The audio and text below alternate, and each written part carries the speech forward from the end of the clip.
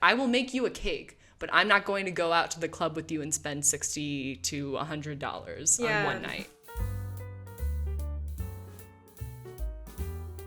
Hi, I'm Christina. I'm 25. I'm a grad student, and last year I made $33,000. Hey, I'm Corinne. I live in New York. I'm 24. I work in data at a college, and now I make $85K. So, we shall begin. How did we meet each other? We met in college. We actually met because one of our mutual friends was creating a housing group because we were both desperate for sophomore year housing. And so I met Christina through our housing group that our friend arranged.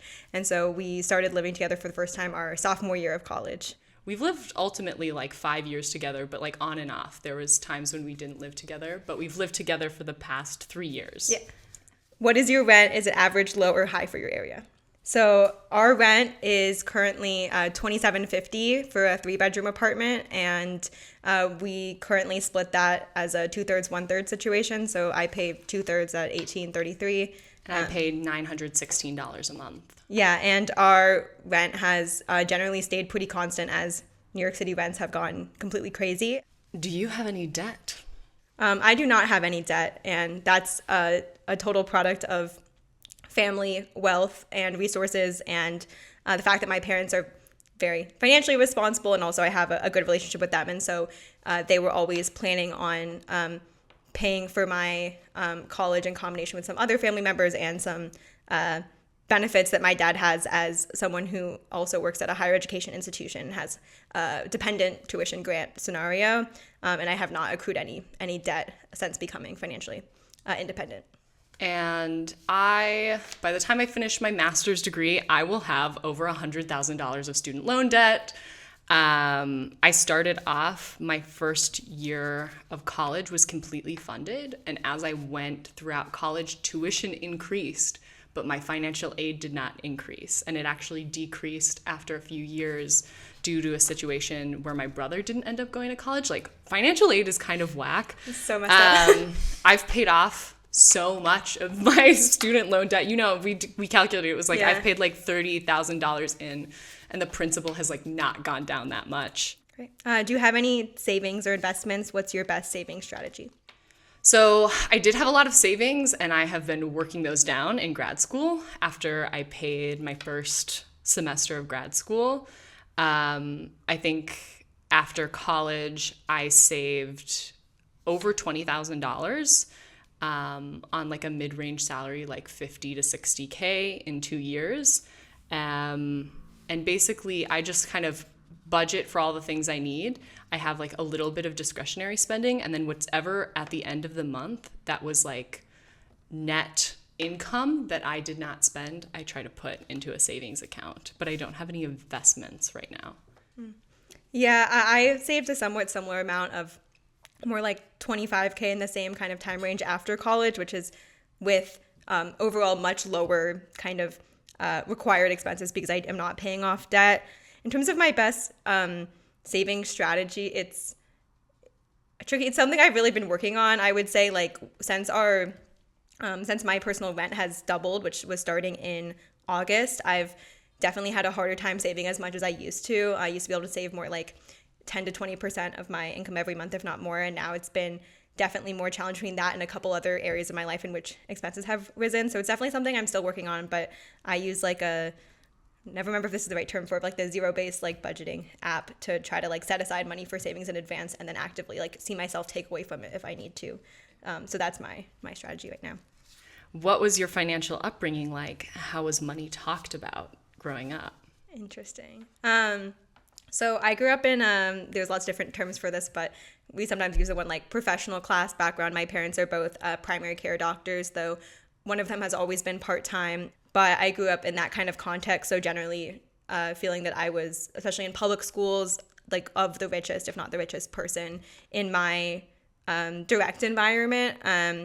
But in general, there was a big value of like financial responsibility and talking about money. I would say my family definitely had the thing that a lot of kind of lower end of the upper class spectrum families have, where my parents would not share like specific income numbers or specific expense numbers or exactly how much really big or complex purchases cost them unless I specifically asked. They wouldn't automatically share that, but generally shared a lot about like their kind of financial approach in general, and very much so like made me aware of like what they would be helping with and what I wouldn't, and how much certain things cost if I want to take on the cost, or if they thought that they should not take on the cost and I should, how much that would be.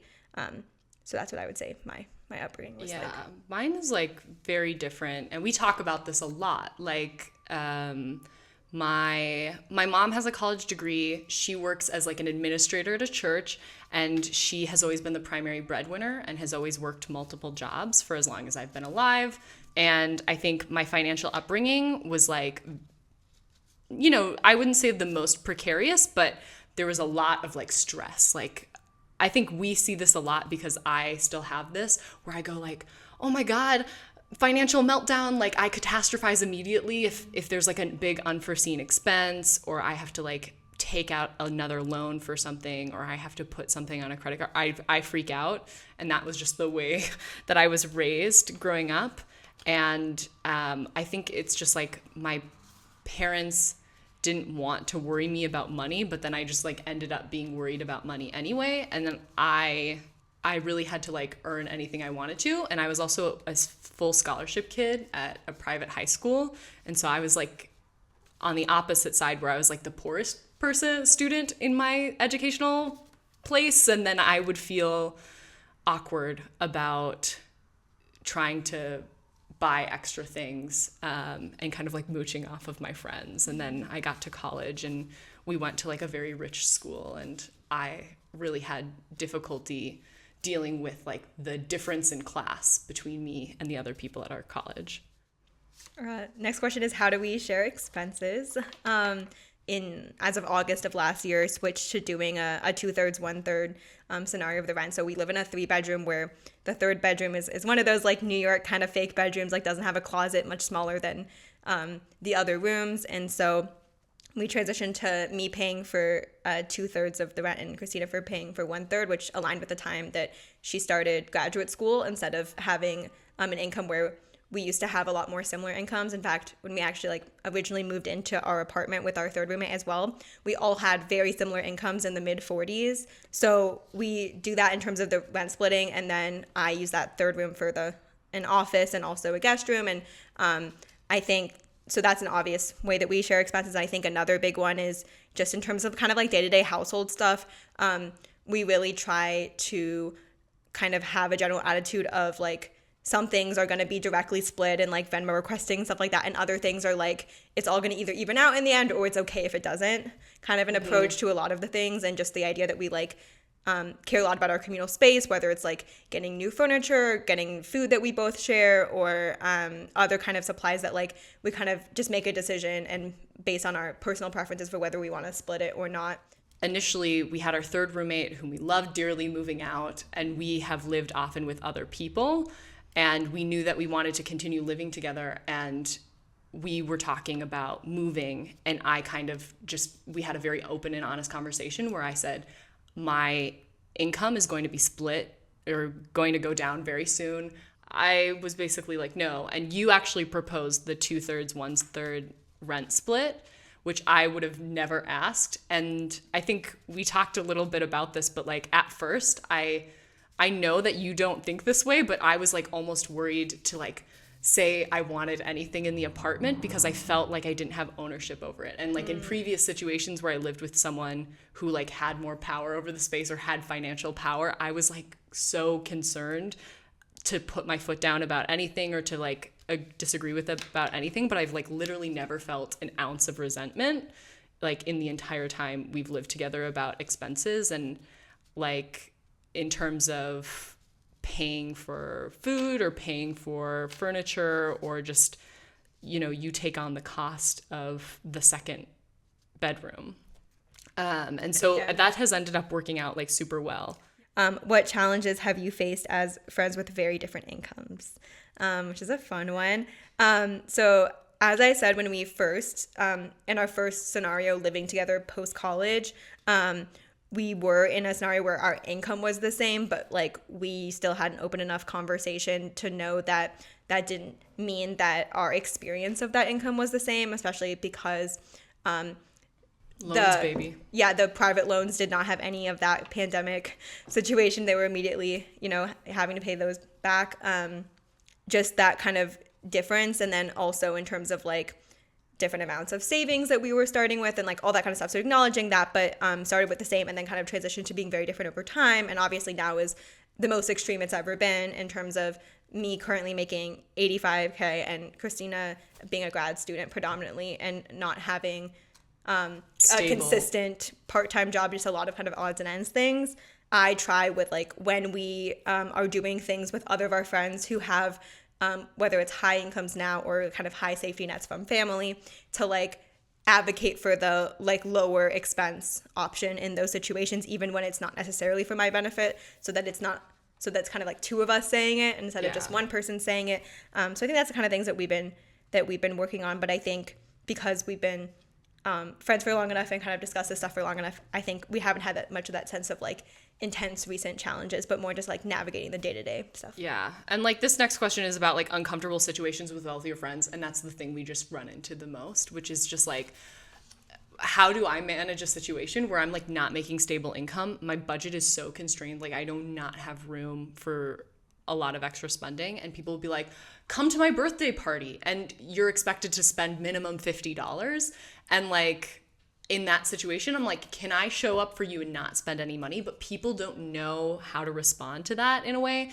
And like one thing that has always been super helpful to me is that you in that situation will often like take charge and be like, project management, how are we all like paying money? People will make these like assumptions. They'll be like, okay, so we're just going to order a bunch of stuff from the table and everyone's going to pay for something equally. Yeah, often with alcohol too. With alcohol too. They'll be like, we're going to split a bottle of wine that costs more than your car. And I'm like, no, pass. And you're like, you'll always be like, actually I'm going to step in and we're all going to pay for our own meal. And if you did not buy anything or if you didn't have dinner here or whatever. And then also like part of it is like, we love being hosts, trying to diffuse it by like offering our own hospitality instead. And then we can like gauge it to be what we feel comfortable paying in that situation. Like I will make you a cake, but I'm not going to go out to the club with you and spend $60 to $100 on one night. Biggest financial secret of your industry, don't live in America. Yeah, I think it's insurance, right? Insurance, yeah, it's the biggest thing. Like if you're being paid to have sessions with clients, like right now I work in a nonprofit setting and do like supportive counseling, and I get paid no money for that. It's educational, folks. But I think that ultimately in terms of like the therapy, counseling, pay per service, like so much of it is contrary to your ability to support your clients. And that's because of our insurance model. And Medicare for all, baby. That's all I gotta say. That's the biggest financial secret. That's what we need in my profession. So my industry is in like higher education and colleges specifically, and there's so many financial secrets to colleges, like where to even begin. There is an increasing number of really high paying jobs at the top, and that everyone else's pay has been going down. And I work in I have a higher education administration job specifically, and that has become an increasingly financially viable part of higher education, as being a faculty member has become less and less viable as it's been turned over into adjunct positions and things like that. So I think it's the fact that I'm making $85K relatively young, which again was partly because of having a really big change in like responsibilities due to turnover and things like that. But while a lot of faculty members will almost never make that much in their entire time in higher education, even though they're doing the actual work of educating students, and I'm doing kind of tangential work to the mission of higher ed. The next question is, how do you approach tough money conversations as both friends and roommates? I think the one thing is that we both like walk from a point of like no entitlement in this conversation, and then also one of like collective care, because we know a lot of roommates and even a lot of friends who are roommates who they like kind of just like coexist in the same space, and we like genuinely live together and like live communally. Like we buy things together. At this point, like if one of us were to move out, it would low-key be like a divorce. Like who gets the Le Creuset? And I do. But I think that like it's like a lack of entitlement, but also I think that like our families really support, I think, the financial decisions we made. Like I know of people who've been in a similar situation where the parents are like would not be okay with our rent situation, where I feel like your family is very supportive, and your parents have been like financially supportive of me. They're very generous people. They're very considerate about a lot of things, and I think that that has kind of like seeped into our relationship as well. Next question. What has been your biggest financial mistake? You go first. Okay. Can I say college? I don't regret it. I have no regrets. Like I learned a lot. I valued the experiences I had. I feel like I came out a much like smarter and well-rounded person, and I genuinely loved what I studied and like was intentional about it. But I think that like if I knew what I knew now going into it, I never would have, I don't think I would have picked the same college. Like I don't think I would have picked the same experience. I think knowing the financial burden that it put on me later. But I also think more broadly, it's like a continuous mistake, but in the way that like my parents will catastrophize about money and will like not make a big expense because they can't afford it, and then they just like keep duct taping the problem long term. Like with literal duct tape. They like I feel like that's my thing that I'm still working on, which is like when you have a student loan payment that you can't make and you have to go into loan forbearance or default or something like that, which is I've come very close to many, many times to not catastrophize. But I also know that sometimes it just helps to like go to you and be like, Corinne, I'm sad. I'm going to cry. Comfort me in those moments. So I think those are like, one is like the biggest financial mistake I think I made, which was like on incomplete information when I was like 17. And then the other impossible scenarios to begin with. Impossible scenario. This is America. You're looking at 1 year. I mean, just to the higher education perspective, you're looking at 1 year of a financial aid package with a promise that will continue, and made what seemed to be a good choice at the time without the knowledge that it wasn't a very common practice at our college for financial aid packages to differ so much during the 4 years, but a lot of colleges in America will literally give you a better financial aid package your first year intentionally than they ever plan to give you again, to entice you into the school. But tell me, what's your biggest financial mistake? Yeah, I mean, I think that this is an interesting question because I think it is just an example of how having kind of familial wealth and like kind of higher income jobs, which is the primary source of my parents' wealth, is just the jobs that they have as primary care physicians, the way that insulates you from a lot of possible like large financial mistakes, because you're not taking on like debt or doing something that's as risky because there's lower risk. So to me, my financial mistakes are just kind of like the day-to-day ways that I like overspend on certain things or don't understand a policy fully and then end up paying for like, I don't know, some like silly overcharge thing at an airport, or too much that I didn't want to spend on a food thing or on some part of my travel, or buying a ticket too last minute, or like things like that, rather than something really, really big. But I do think that I have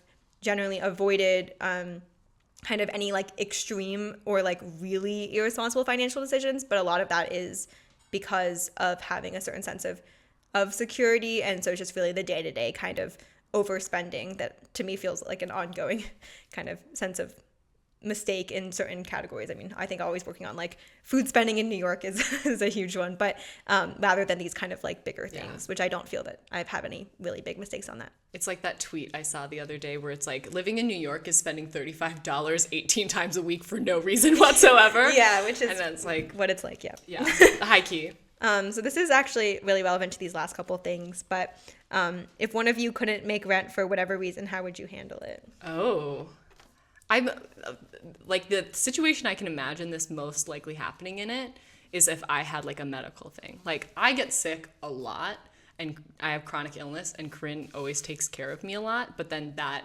affects my ability to earn money and often I end up spending a lot of money because healthcare is expensive. So I'm imagining, what would we do? I would hope that we would have the kind of conversation and openness to talk about, like, given that it's far more likely that that would be a scenario where you were not being able to make rent than I would, which is no reflection on you, but just being a graduate student, and expenses can be unforeseen, that, like, talking about who is then going to be paying that and how that can be, and, like, is that, like, a paying back timeline? Like, how are we going to think about that in a way that would not make you feel really, really, really kind of uncomfortable or undermined or disempowered in that context, I think would be the conversation. And I trust you enough to know that you would bring it up well ahead of time unless it came up extremely last minute. Yeah. Because I don't trust our landlords. They would not. They're bad. Landlords are bad. They would not. They would definitely not be very considerate of that situation. I mean, in some ways, I feel like I wouldn't go to you in that situation because I already know you're taking on the rent burden. There's, like, people that I'd borrow.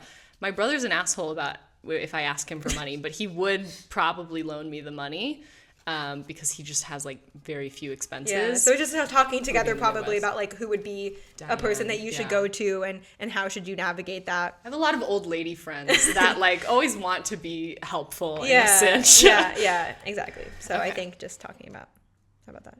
If you could go back and give your 18-year-old self any piece of advice.